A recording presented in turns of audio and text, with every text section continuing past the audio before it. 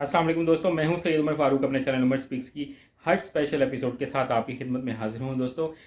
उम्मीद है कि आप लोगों का रमज़ान मुबारक जो है वो बहुत अच्छा गुजर रहा होगा और आप लोगों की इबादत और रोज़े जो हैं वो बहुत अच्छे गुजर रहे होंगे और अल्लाह ताला से दुआ है कि अल्लाह ताला आपकी इबादत को कबूल और मंजूर फरमाए और आप लोगों को इस साल ज़रूर हज पर या उम्रे पर ज़रूर लेके जाए। तो इस दुआ के साथ वीडियो का आगाज़ करते हैं। आज की इस वीडियो में मैंने कुछ हज के कोटा से रिलेटेड बात करनी है और कुछ क्विकली आप लोगों के क्वेश्चंस हैं जो कुछ कन्फ्यूजन है, कुछ लोगों को कुछ बातें समझ नहीं आ रही कि हज हज के लिए हमने क्या क्या चीज़ें किस किस तरह से तैयार करनी है, तो उसका मैं बहुत डिटेल में आपको आंसर पेश करूंगा। बट वीडियो स्टार्ट करने से पहले अगर अभी तक आप लोगों ने मेरे चैनल को सब्सक्राइब नहीं किया तो आप लोगों से सिर्फ इतनी रिक्वेस्ट है कि चैनल को सब्सक्राइब कर लें, क्योंकि सब्सक्राइब करने पर आपका बिल्कुल कोई खर्चा नहीं होगा। तो ये एक लाइटर नोट पे बात थी, बट अभी ज़रा बात कर लेते हैं हज के कोटा से रिलेटेड कि पाकिस्तान को जो हज का जो इस वक्त कोटा है वो कितना मिलेगा। तो टोटल मैं बता दूं कि इस साल 10 लाख के करीब जो हैं वो आज़मीन हज जो है वो हज अदा कर सकेंगे। माशाल्लाह पिछले साल की निस्बत बहुत अच्छी सिचुएशन है। 10 लाख हज लोग अदा करेंगे और उसमें 1.5 लाख जो हैं वो सऊदी शहरी होंगे और बाकी जो 8.5 लाख हैं वो पूरी दुनिया के मुसलमान होंगे। तो इसमें अगर हम पाकिस्तान का कोटा लगाएं तो अभी तक ये ऑफिशियली वैसे सऊदी गवर्नमेंट ने भी अनाउंस नहीं किया और पाकिस्तान में क्योंकि रजीम चेंज हुई है, गवर्नमेंट चेंज हुई है, तो अभी तक कोई वफाकी वज़ीर मजहबी अमूर तो डिक्लेयर हुए नहीं है तो जो वो इस बात का आंसर दे सकें। बट जो कयास रवाइयाँ हैं, जो र्यूमर्स हैं वो यही हैं कि 90 टू 92,000 यानी कि 90 से 92,000 पाकिस्तानी जो हैं वो इस साल इंशाल्लाह हज अदा कर सकेंगे। बट अभी ये चीज़ नोटिफाई होना बाकी है। अभी सिर्फ ये एक अंदाजे हैं। जो लोग बातें कर रहे हैं कि जनाब 60% जो है वो कोटा अब इतना गवर्नमेंट को मिल गया है, 40% जो है वो इतना कोटा तकरीबन 30-32 हज़ार के करीब प्राइवेट सेक्टर को मिल गया है। तो अभी तक मैं आपसे रिक्वेस्ट करूंगा कि आपने किसी को पैसे नहीं देने हैं, क्योंकि अभी तक कोई चीज़ भी डिक्लेयर नहीं है। ये पहली बात थी। दूसरी बात ये कि इंडिया से जो मेरे सब्सक्राइबर्स हैं उनसे मैं बात करना चाहूँगा कि वो बार बार क्वेश्चन कर रहे थे कि आप हमें दोबारा अप्लाई करना पड़ेगा।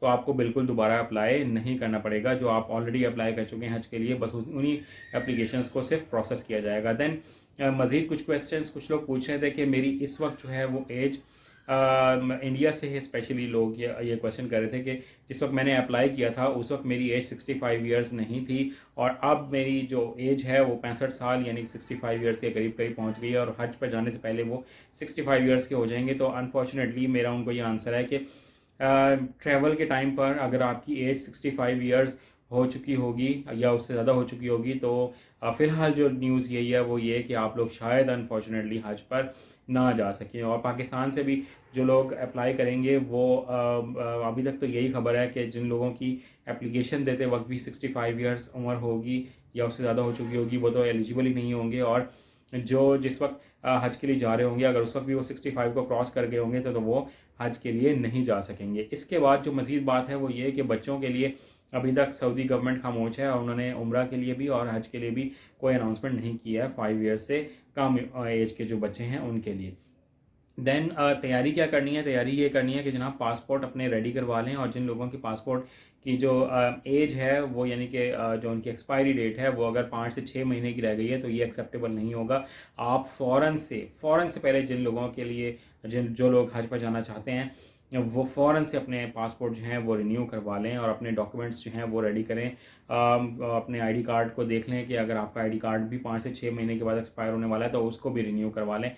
ये बहुत इम्पॉर्टेंट मैं बातें हैं जो मैं आप लोगों को बता रहा हूँ ताकि आपको बाद में किसी भी किस्म की परेशानी का सामना ना करना पड़ेगा। तो ये कुछ छोटी छोटी बातें थी। अगर मज़ीद कोई क्वेश्चन हो तो आप इस वीडियो में कमेंट सेक्शन में मुझसे पूछ सकते हैं, तो मैं कमेंट्स में भी उसका रिप्लाई करूँगा और अगर हो सका तो मैं वीडियो भी उस पर बना दूँगा।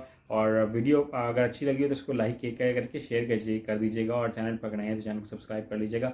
अपने घर वालों का बहुत ज़्यादा ख्याल रखिएगा। हज उम्र पर जाएँ तो मुझे अपनी दुआ में याद रखिएगा। अल्लाह हाफ़िज़।